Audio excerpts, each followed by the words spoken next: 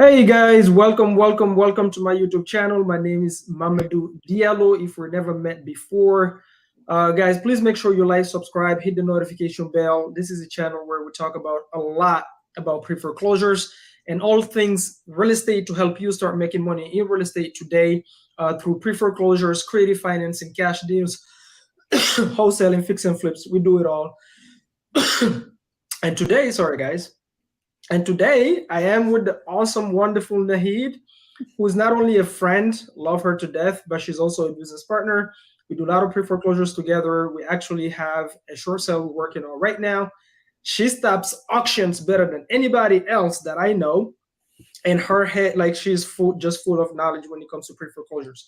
So on today's episode, exactly guys, what we're going to talk about is the definition of pre-foreclosures, because most people have no clue. They confuse foreclosures and pre-foreclosures, the process, the different laws in different states.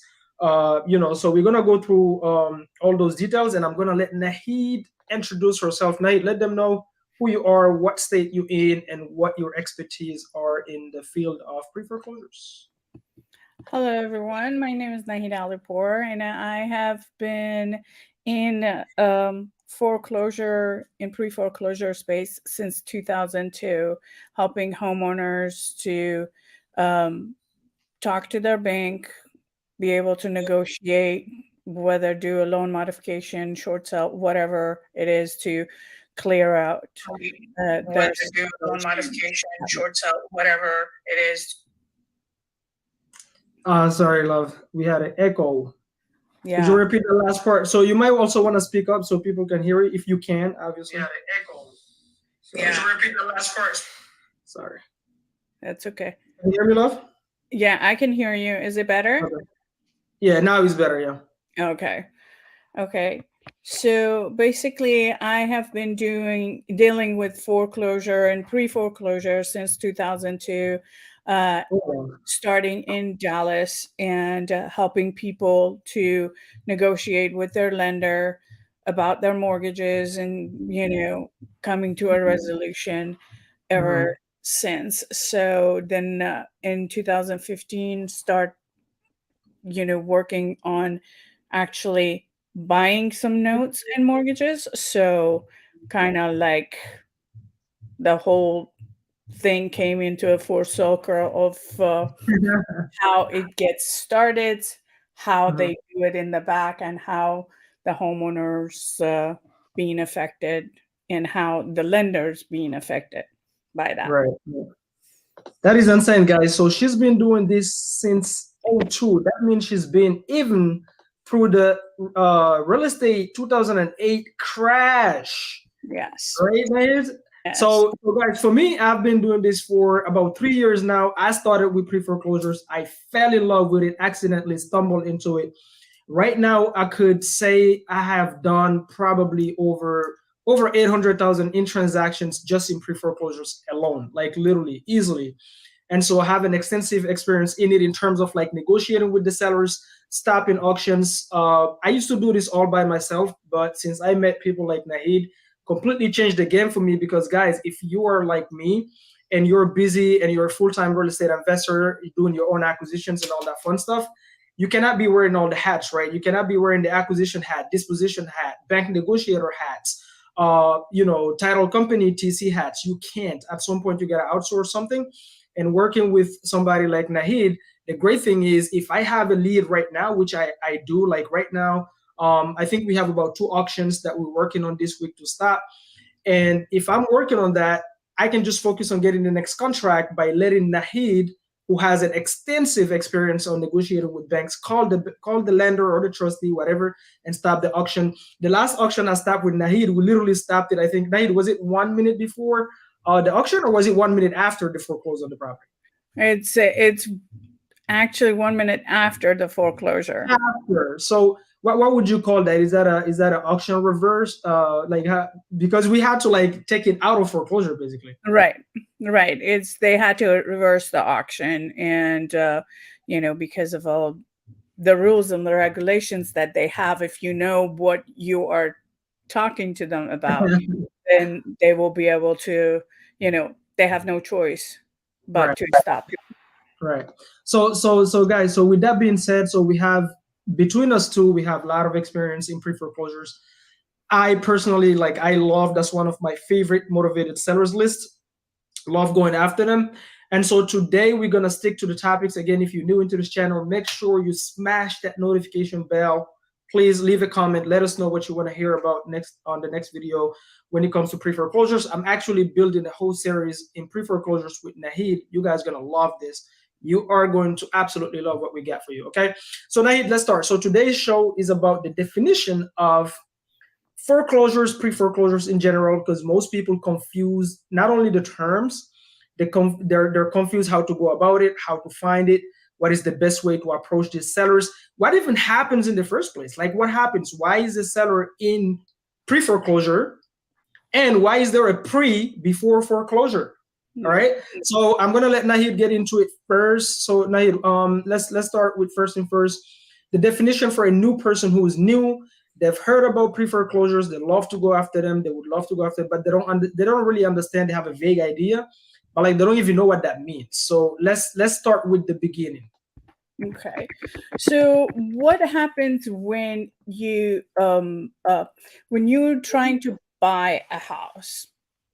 Okay, you will be able to you have to sign up some documents. There's going to be two documents that you're going to sign. One is a note, which is a promise to repay the money that you have borrowed from the lender.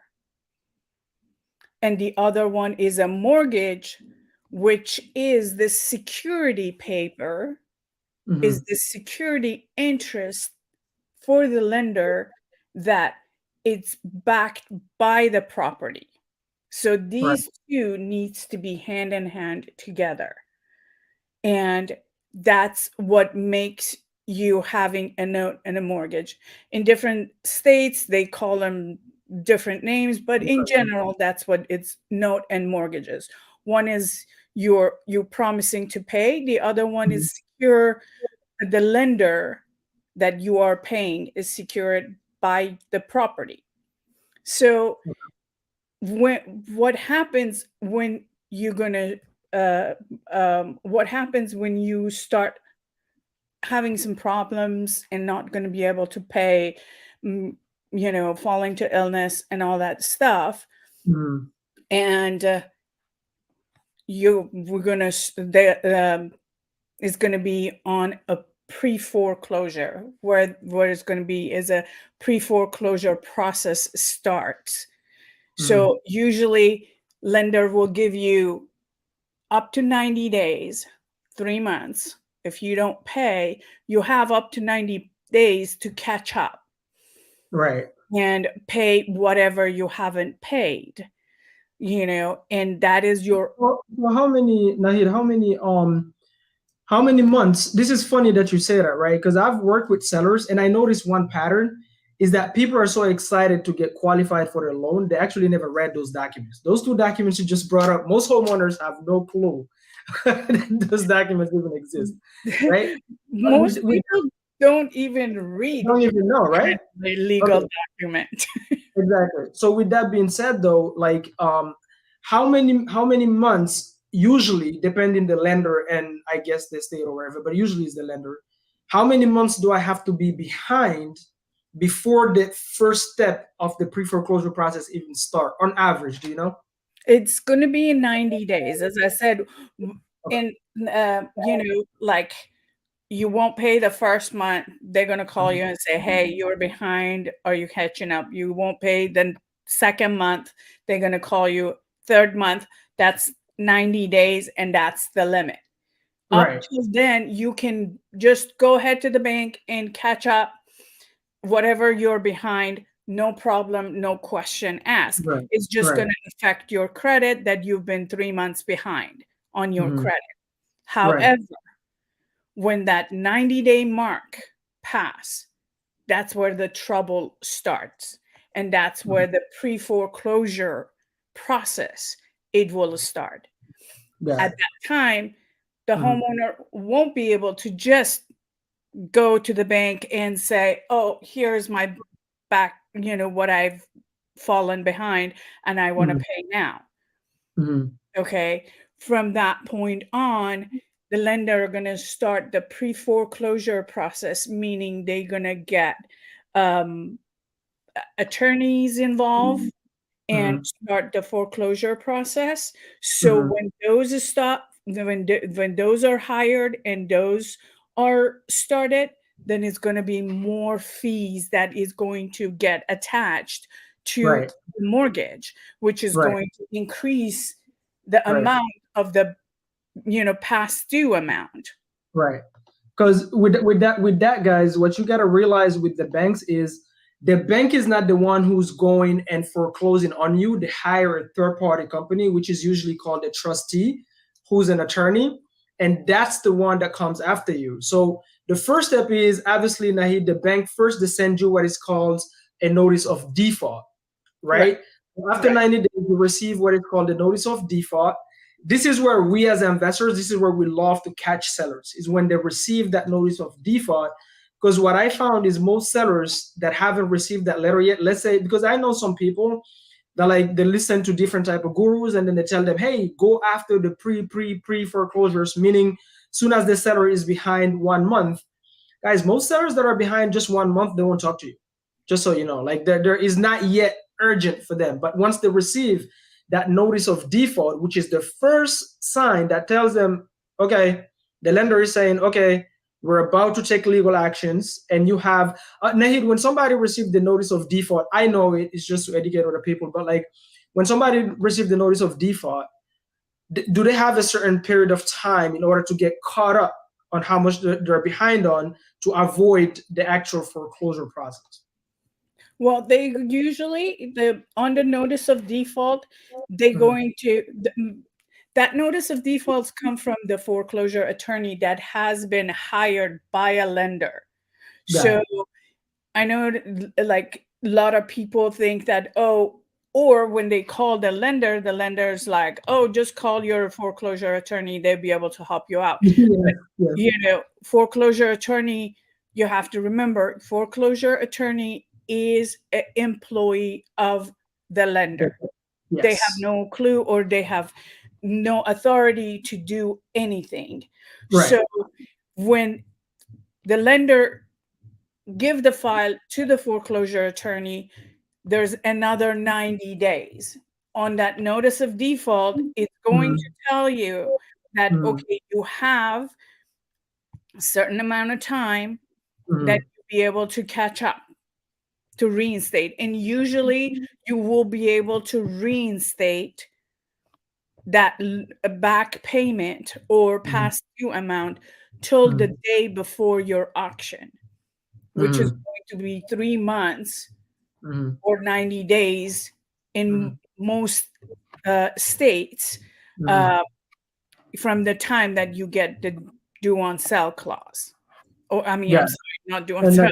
The notice of default. Notice of default. So, but the whole thing is that amount changes every day, and it gets more and more and more because of the interest rate and the fees that it gets accumulated on that, file, on that mortgage.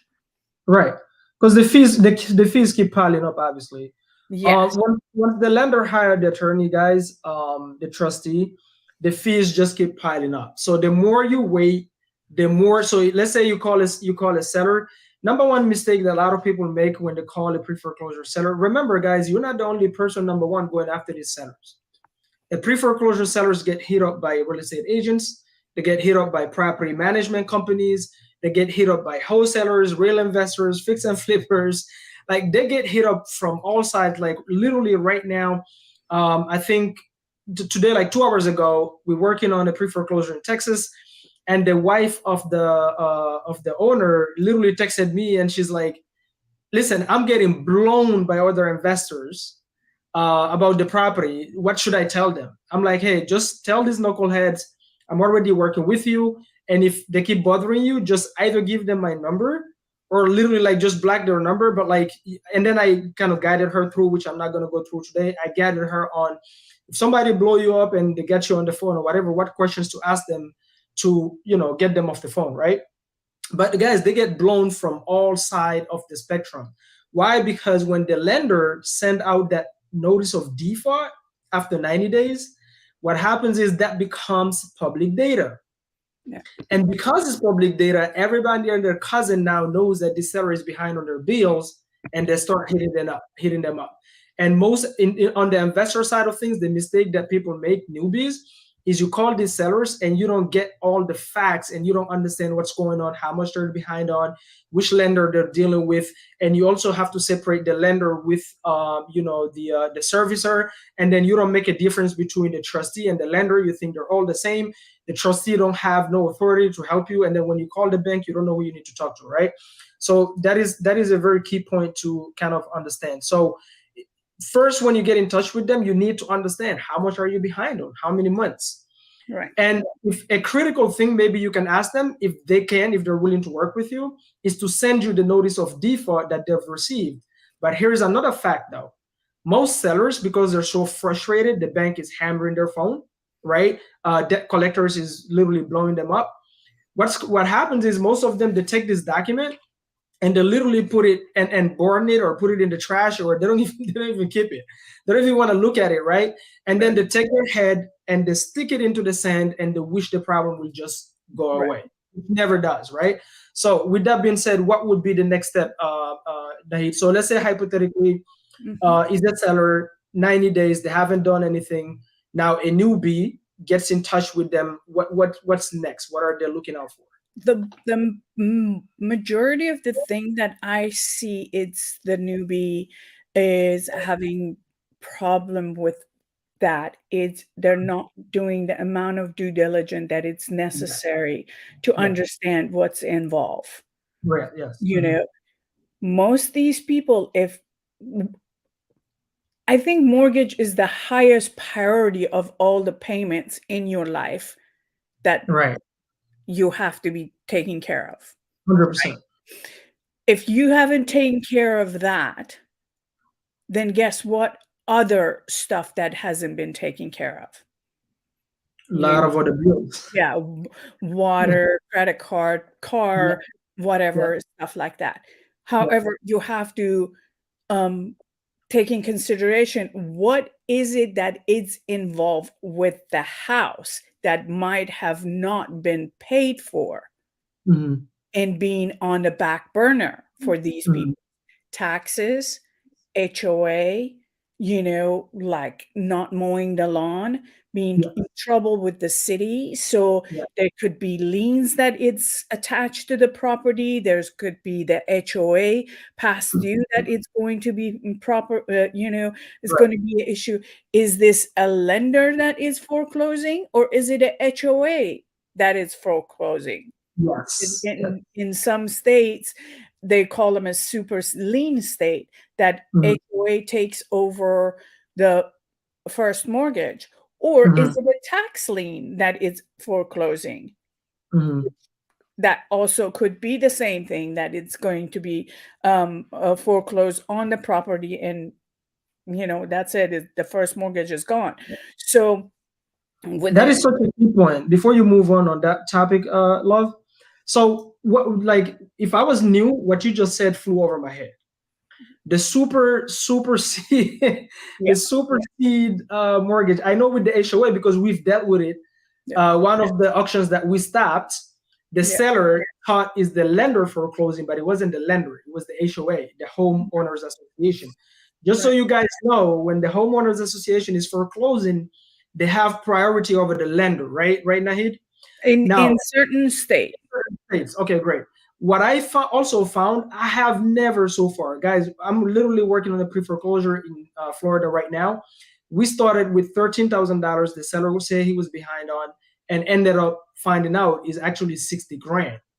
So usually the sellers, they have no clue what the true facts are until you speak to the lender. Why? Because guess what? Every time they receive a letter, they put it in the trash. They don't look at it. So they don't even know who's foreclosing. Usually what they do is they just assume that is the lender, but sometimes every time I go to close off escrow with a pre-foreclosures, there's always multiple bills, like Nahid says. And I've noticed one pattern: there is always a freaking divorce involved somewhere for some reason. Right. It's like they're behind on the mortgage, and then they're behind on some credit cards, and then they're behind on the HOA, and then there's always something. So you gotta go deeper and always expect the lien to be higher than what they told you at the close of escrow. But before you move forward, Nahid, if I'm new and I don't know what the term you just used, supersede, I don't even know what you said. It's a super lien. I went through it, but like, how would you explain that? It's a super lien state, meaning that in those states, HOA is their lien is supersede. It goes over the mortgage. It's so it's literal. It's very literal. Yeah, their lien is more powerful than the mortgage, and they can wipe out the mortgage completely. So you can buy, someone being behind on their HOA for $20,000, and then their mortgage is $300,000, and the HOA is going to go and foreclose on a $20,000, and that whole $300,000 is going to get wiped out, and you're going to get a house for. Oh no! The bank the lender literally loses on their loan. Yep. Can you give me one state example that's the case? Florida. Oh my gosh, that's okay. I wasn't thinking about it that way. So if the HOA, if that's the case, you said supersede mortgage state? Super lien state. Super lien state, guys. Super lien state.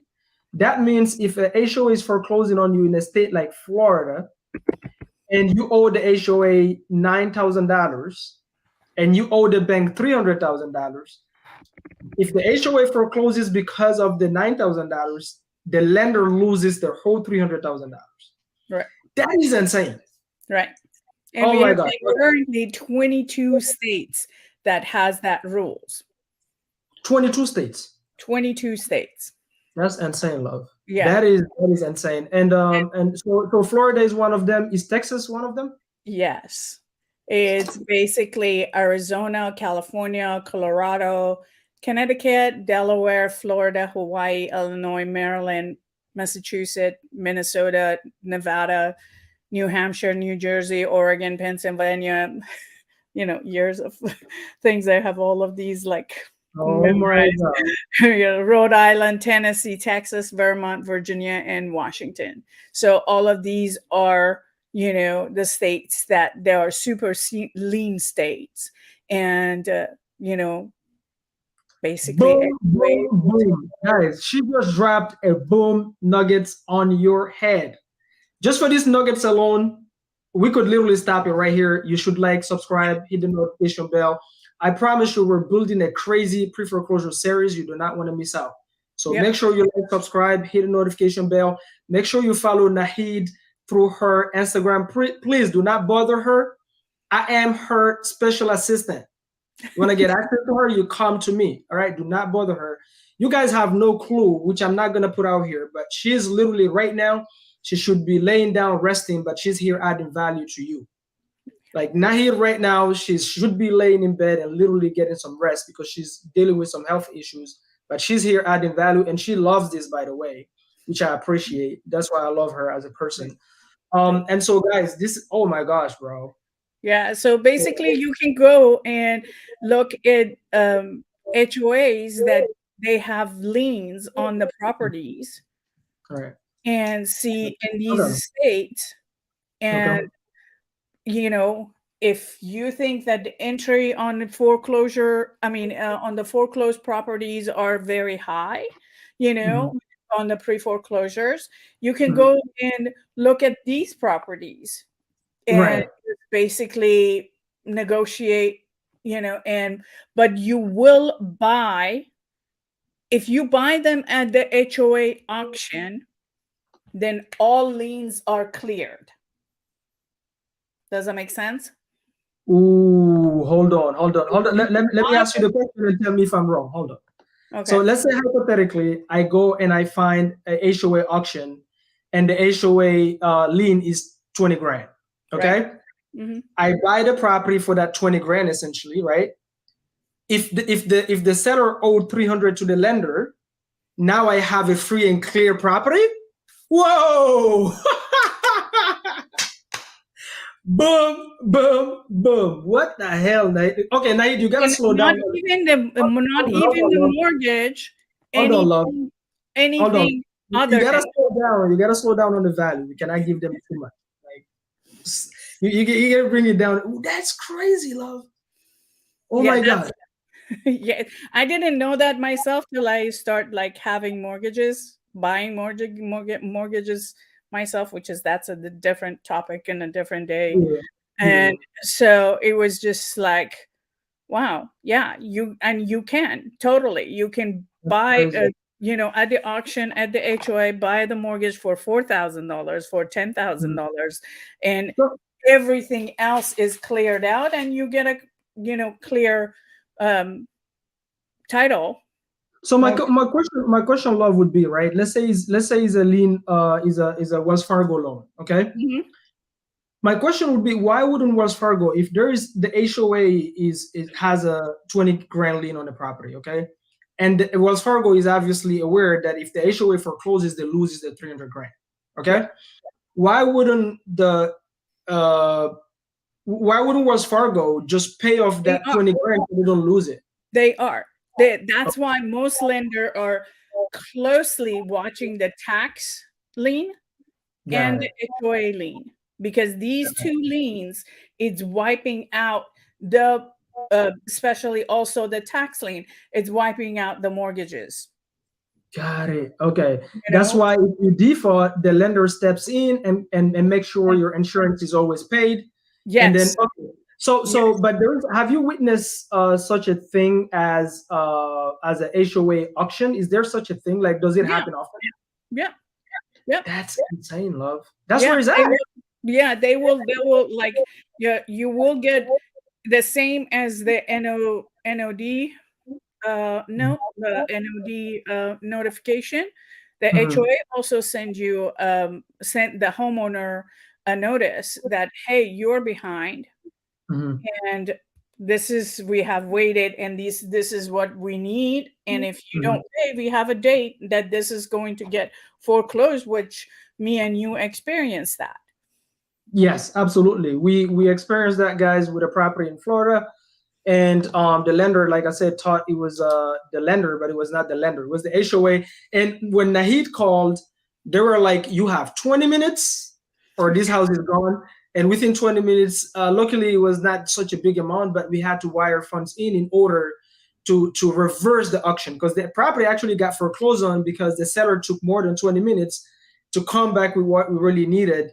And so while NAHID was talking to the HOA, I was on the phone with the seller trying to make things happen. Anyway, it was a crazy story, but that's crazy. Okay, love. So that one, now I understand it. And then on the other states, like, you will take over you're basically buying a subject to. So at this part, the lender has no option to have you as the mortgagee now. What would you call that? Let me repeat that again. When you buy it at the auction, HOA auction, in the other estate that is not super lien state, that will be with your mortgage. It will be subject to a first mortgage, subject to a mortgage. So at that point, the homeowner is not a homeowner anymore. You will be the homeowner. Right. Okay. And you're taking over the property subject to. Right. But you inherit any lien that is basically on the property, right? Right. Okay. So with that being said, guys, for those of you that are new, maybe that is watching later, if you don't know what an auction is essentially when the lender is trying to foreclose on somebody, going after them because they're behind 90 days or over. I've worked with sellers that have been behind in states like New Jersey, Maryland. Guys, it can take up to 7 years to foreclose on somebody. Okay. Just somebody being behind 3 months doesn't mean they're going to lose their home tomorrow. But it all depends with the lender too. But I've worked with sellers that were behind 2 years. And so let's say hypothetically now the bank, because the seller cannot catch up on the money that they owe the bank will hire a trustee who's a private attorney. That trustee is going to foreclose on the house, and they're going to have what is called an auction sale. Now, usually when that happens, that's public information, guys. Literally every county, every state have a website where they publish that data saying, like in Texas, for example, because we do a lot of pre-foreclosure in Texas, every single Tuesday, we know properties are going to the auction and being sold. So we always try the week before to get some fresh pre-foreclosure data that, because those sellers are more motivated. Like the closer they are to the foreclosure date, the date meaning they're about to lose the property, the more motivated they are. Usually if it's a little bit far, they procrastinate. They don't want to fill out the paperwork. They don't want to talk to you. They act like the guy it handled. Their cousin will give them money. They'll figure it out. Jesus will come from the sky and save them, whatever. And usually what happens is if you keep insisting and following up, the day before the auction or a day before or 1 hour before or 5 minutes after, they will text you and go, please help me. And you're like, man, you've been shutting the door on me 10 days straight. Now you need help? Yes. Right. That's how it works with pre-foreclosure. So if you want to go after pre-foreclosures, you have to be ready for that. All right. So we got that point, Nahid. So what else are you seeing newbies maybe getting confused? Because one of them is, like you said, they're not getting the facts. Is it the lender? Is it the HOA? That's really important to understand how to deal with it. The second thing is what you think? The second thing is that they think they can do a creative deal with the bank. Mm-hmm. The one thing that everyone has to realize is when you're dealing with the pre-foreclosure, this is not their home unless they paid off. Okay? It is belong to the bank. If they have not met their obligation, that is, the bank has no incentive. The bank wants this money. There's no creative. You can do creative with the homeowner, but there is no creative deal with the lender. Okay. Yeah. And especially when you going through the part that, that homeowner is upside down, they have a lot of their past dues are a lot, the rears are a lot, and the lender wants his money. So you can't really do anything. And the only option would be just either you reinstate and pay off the lender past due, and then you will start having, some kind of a creative deal with the homeowner. Other than that, there's nothing. All of these is going to be a straight sell. Right. Yeah, you can only get creative with this type of deals, guys, when either the seller is a little bit, which we just done on a property in Texas. So the seller was behind, I think it was $28,000. Because it was such a small amount, we just paid it off, and then we took over the underlying debt. Right. We took it over subject to. If you're new into this space, what subject to means is taking over the underlying debt you leave it on the seller's name, and you take over the responsibility of the monthly payment. So we make the monthly payments on behalf of the seller, and the underlying debt, the underlying mortgage stays on the seller's name. And then we got caught up on the arrears. We paid the $28,000 that they owed because it was such a small amount. But I remember I was working on a property in New Jersey. The seller was behind $216,000. Literally, he bought the property today, and the next month he stopped paying the mortgage. So he got qualified for the loan. The bank said, yes, we'll fund you. He bought the house, brand new house. That month, he stopped completely. He never paid. But guess what? When I talked to that guy, Nahid, it was 2 years in, the bank still hadn't foreclosed on the guy. Right. It was insane, but that's New Jersey, right? There's those like blue. Yeah, New Jersey is one of the longest foreclosure process, and most note holders do not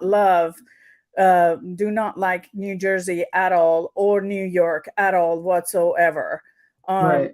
to have any property there, because it takes like almost close to like 2,500 days Right. before they can, they can foreclose on. That's their Right. process from the beginning to the end.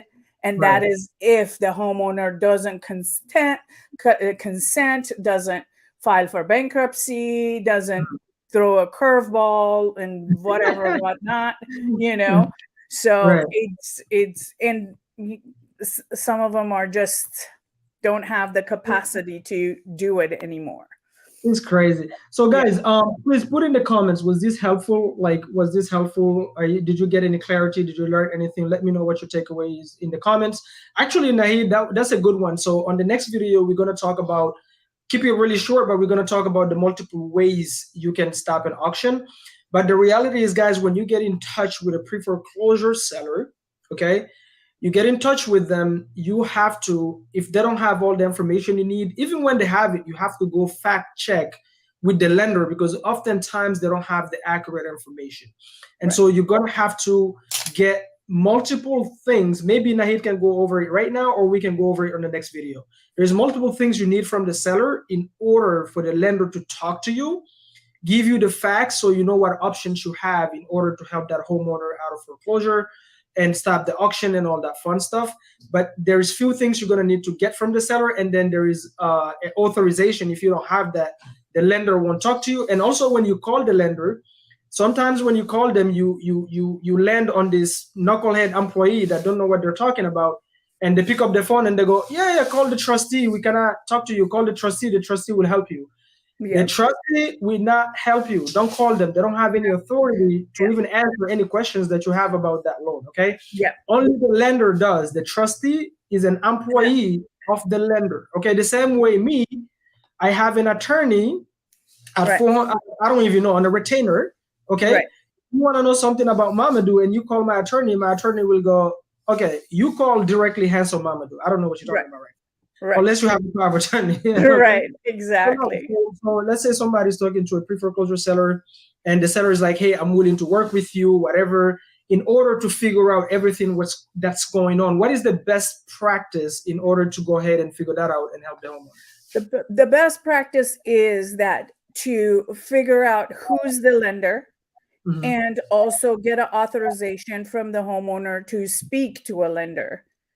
In order to figure out what needs to be done, how much they're behind, because I've seen homeowners that they have like literally a mortgage statement of like 2019. And they send it to you. And it's like, God knows it's, and the one thing is that during these times when the foreclosure or the pre-foreclosure happening, the lenders are active selling these notes.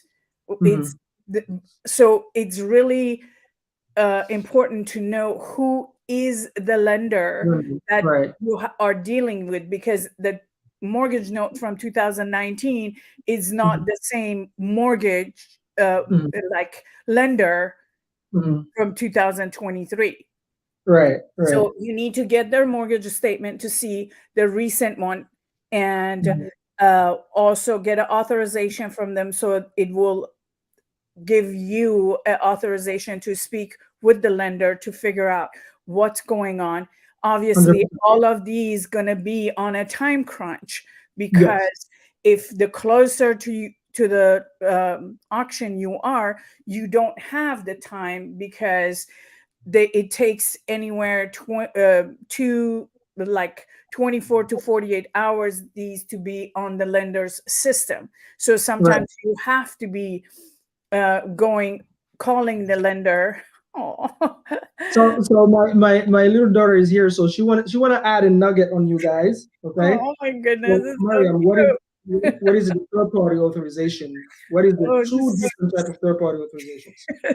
Okay, so she said you have two types. She said you have the verbal third party authorization. That's when you hop on with the seller, with the seller and the bank on a three-way, and they give you a verbal third party on the phone, which oftentimes you're going to need, because when they reach out to you, trust me, they're about to get foreclosed on. Every single seller that reached out to me in pre-foreclosure, yes, Mariam? I'm right? Okay. every time they reach out to you, they're about to get foreclosed on tomorrow or in 2 days or right on that hour. So you usually don't have time for a written third-party authorization, meaning there is a form which NAHID, actually what we're gonna do when if you ever reach out to NAHID to help you stop an auction or whatnot, she have that form that you need to have your seller fill out if there is time for it. If there is no time, she will be like, hey, get me and your seller with the lender on the phone so I can talk to them directly. And if the seller is willing to get the help, there you go. She just confirmed. Boom, boom, boom. Thank you. Thank you for your service. You added value to a lot of people. Okay, Mariam? Thank you. So sweet. Yeah, so absolutely love. So with that being said, there is always an urgency when it comes to pre-foreclosures, guys. Trust me, these sellers. Remember, the reason they're in this in this situation in the first place is because they're natural procrastinators. Yeah. Usually they're super disorganized with their finances, and that's not just about their mortgage, that's everything else. Now, a lot of them also, guys, they go through real life situations that led them to go through that. It's not like they chose it just because they're responsible. That's not it, guys. These people, they have a true pain they're going through in their life. So in order for them to work with you, you have to distinguish yourself and really come with a position of value providing and really helping, because most of them forget about the property. They always have a bigger pain than the property. I've noticed a pattern of divorce, a pattern of alcoholism, alcohol, drugs, a pattern of just losing their jobs all over again, and they're sick and tired of life. And so it's a lot of therapy sessions on the phone when I'm talking to these people. Guys, it's not about the property. It's never about the property. But once you like get the story, the backstory on how did they get here and what are their plans and how can you help them like get back on their feet and all that fun stuff, then they will be more open. The reason most sellers, pre-foreclosure sellers, are shutting the door on you and blocking your number is because you calling them and you're so focused on getting a contract. All you care about is me. That's all they hear. Me. Everybody else is already doing that. And so instead of that, you have to go to these people, guys, with the intent of helping them get out of the situation, save their credit, help them, give them advice and guidance in order for them to like get back on their feet and move on to the next chapter of their life and put that behind them. That is the biggest factor, because also when I hear from the newbies when they come in and calling me, well, okay, I called and this is the ARV, this is what their back payment. I'm like, I need to know what is their situation and why they've been behind. How long has it been behind? Have you talked to them? Because right now you're distinguishing yourself, you just like every other investor that oh, I just want to buy your house. I don't care what you have been going through, and I want to buy it at the 70% rule. Right, exactly. And it's just like, and they blocking you right there, so you're not going to have a chance to get anything. So 100%. Always, and also another thing is that these are protected people. People that they are going through foreclosure, they are protected by law. So in a matter of a second, you can get yourself in trouble. That's because all of the frauds that happened back in 2008, right? Back in 2008. And it's like, basically the way you go in there and say, oh, I'm going to take over and do a subject to and all of that stuff. Back then, they called those equity stripping, which that's a different topic of how the fraudulent part of it happens, and you can get yourself in trouble. That we can go deep on that rabbit hole. Here's the thing, guys. What she's saying right here. So here's the thing. Number one, nor me nor NAHID is here to give you any legal advice. We're not attorneys. We're not licensed attorneys. So you check your local laws and make sure you always, if you are a full-time real estate investor, a good practice, do not be cheap on this. I promise you, it can save you a lot of money. Always have an attorney on a retainer. Guys, you gotta have a local attorney in your state on a retainer that you can call and ask legal advice for certain things, especially when it comes to pre-foreclosures. Like me, I used to live in Maryland. I've done a lot of deals in Maryland. I still own properties in Maryland. And so Maryland, their law when it comes to pre-foreclosures, for example, is there is a gray line. Technically, you cannot go after pre-foreclosures in Maryland because of the laws and everything that happened back in 2008. And so I have a personal in-house attorney that I have on a retainer that gives me advice on any deal that I do in Maryland that has anything to do with pre-foreclosures. So look your state laws. We're not here to give you any legal advice. Please, guys. So you can't door knock them. You know, some cities you can't door knock them. You can't talk about. So here's what we're gonna do, Nahid. I think we'll do this, right? So what we're gonna do maybe on the next video, guys. Number one, on the next video, we're gonna talk about how to stop an auction, the multiple ways to stop it, and then maybe we'll do some research and come up with certain states where you would maybe want to stay away from door knocking people or whatever. But here's the thing: there is a disclaimer when we're doing this online, guys. We're not attorneys. I'm going to repeat: we're not giving you any legal advice. You check your state laws. You hire your own attorney. But Nahid, let's do this on the next video. We're going to talk about how to stop auctions. But guys, number one, if you need an auction stopped in any state, right, Nahid? Any state, we can absolutely help you. You reach out to me before you reach out to Nahid. Do not bother her. I'm her personal assistant, literally. And then also, guys, you get like some people reach out to you sometimes. That happened to me all the time, Nahid. They don't even have all the information you need, nor they already have a lead. They just spoke to a seller, and the seller say, I'm in pre-foreclosure. I'm behind on my payments, and they just assume that the seller want to work with them. And then you waste all this time. You call the seller and they're like, what the hell are you talking about? Like, I want a cash offer. Right, guys? Before you go to anybody for help on a pre-foreclosure lead, make sure that the seller is actually ready and willing to work with you in the first place. Dakota is asking how you reach out to me. Dakota, you already on my Instagram. That's the best way to reach out to me. Just DM me, number one. Number two, if you need help on pre-foreclosures, you gotta leave a comment on my YouTube channel first. So hit the link in my bio. There's a YouTube channel. So second thing is Nahid. So me and Nahid were building, like I said, pre-foreclosure series in the back end, guys. You're not even ready. It's like if you think she dropped nuggets on here, wait to see what we got for you on those series. Okay. The other thing I was going to talk about, Nahid, is let's say right now I have a lead and I want to stop an auction. What do you need from me right from the get-go before we get out of here? What do you need from me to have handy before I even start bothering you about stopping an auction?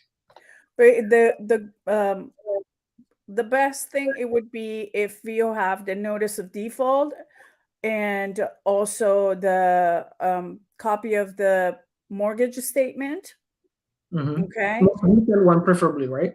Either one, because some people don't have, as I said, they don't have their mortgage statement, then the notice of default or notice of sale, either one, that's going to work. Preferably 37 days before the auction, if you can get to them. That's tough. Yeah, that is tough because some lender will not even talk to you before that time. You know, some lenders are their policies are different, but basically you need to notice of default. You need to know what other stuff that they are behind. Are they, is the house has a HOA? Have they been paying their HOA? Have they been paying their taxes? If their taxes and insurance are not included in their mortgage, you know, is there any other lien like city lien or, you know, sewer lien or anything like that? So, and then I will send you guys the authorization. And then we talk to the lender and see what we need to do to help them out. Bang, bang. And guys, to be honest with you guys, we stop auctions up to the day of the auction, depending on the state. It doesn't always work, depending on the lender, the state, everything that is involved. But the reality is, listen, if it ends up being a potential deal, all this other stuff, like outside of them being behind on the HOA or the lender's mortgage, if it end up being a deal and you open escrow with a title company, because a lot of these things, the sellers, they don't even remember. They don't remember the last time they paid water. They don't remember the last time they paid the taxes. They have no clue. They just start throwing numbers, random numbers out there. You're going to have to go through a title company anyway, open escrow, do the title search, and the title company will come up with all those liens and tell you, hey, this is what you're dealing with. This is why you cannot really upfront start acting like you already have a deal until escrow is done. Because trust me, anything at the close of escrow when it comes to pre-foreclosures can completely kill your deal, and you have to pivot and change your exit strategy because the liens just keep piling up. And I've had yeah, totally. And on top of that, your final number, you don't have your final number by the looking at that notice of default or paper, because every day is going to change, and that obviously is going to affect the numbers that you're going to be dealing with. One thing we forgot, Nahid. So one question that obviously a newbie that's going to ask, and I'm going to ask you your favorite way, is always, how do I get the lists in the first place, guys, before I even reach out to these people?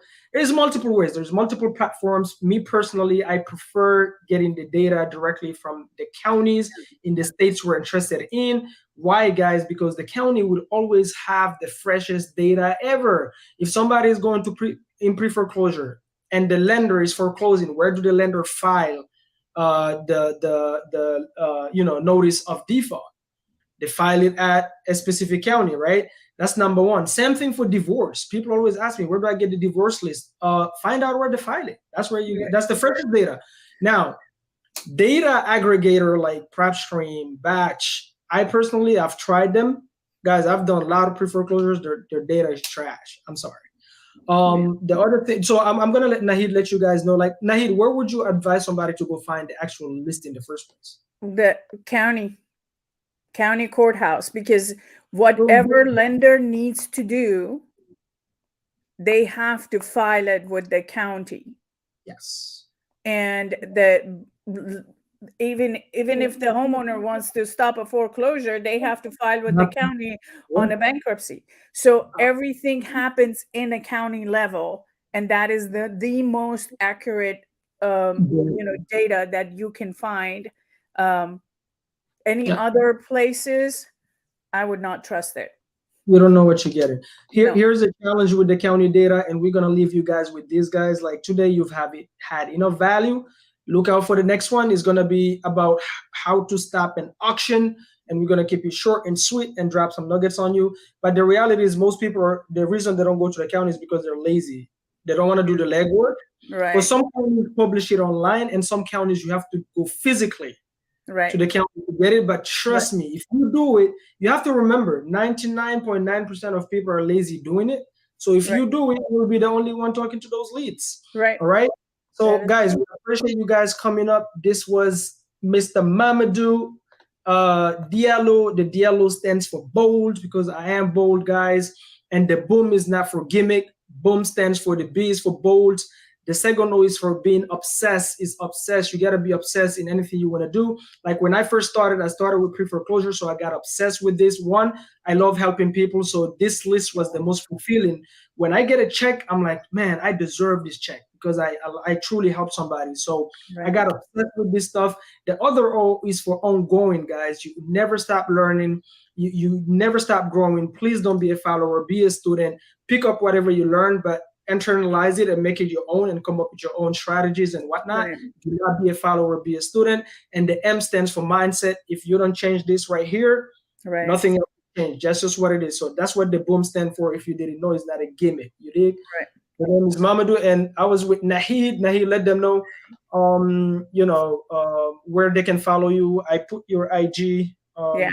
They can find me in IG at Nahid Alipur 9. If you have any question or anything, you can message me there. I'll be glad to help you guys out. And, this is one of my favorite. I mean, this is what I live for, to helping these people out, because it is hard. Yeah, it is. So, guys, we're going to come up with like 4 or 5 steps for this. The series is going to be crazy. We're going to talk about, we're going to do one quick live also, guys, talking to you guys about short sales. That's something Nahid is bad as well. That's an exit. Guys, one of my biggest check in wholesaling came through, short sales. I was really surprised. I didn't know, but short sales can be sweet if you find a good bank negotiator and you know how to do them. By the way, I always like to say this because I got scammed on it. Do not go and pay for short sale mentorships. It's a scam. I got scammed on it. Do not do it. Unless you plan on getting licensed and becoming a short sale agent, because if you're not licensed, the bank won't even talk to you, guys. Do not. I know Baltimore, there is a lady, she's a scammer. I just don't want to say her name here. She's a scammer. She have a 5,000 mentorship on short sales, teaching people stuff they cannot go and use. Is crazy. And I was a victim of that lady. So guys, please don't do that. Okay. You can join mentorship for pre-foreclosures, but not short sales. All right, guys. So until next time, Nahid, this was fun. Did you enjoy this? Yes, it was very fun. Let me know in the comments, especially on my YouTube channel. Please let me know what your takeaway is and what topic specifically pertaining to pre-foreclosures you want to hear next time. And until then, be bold and stay bold, guys. Boom, boom, boom. Thank you, Nahid. Appreciate you. Take care.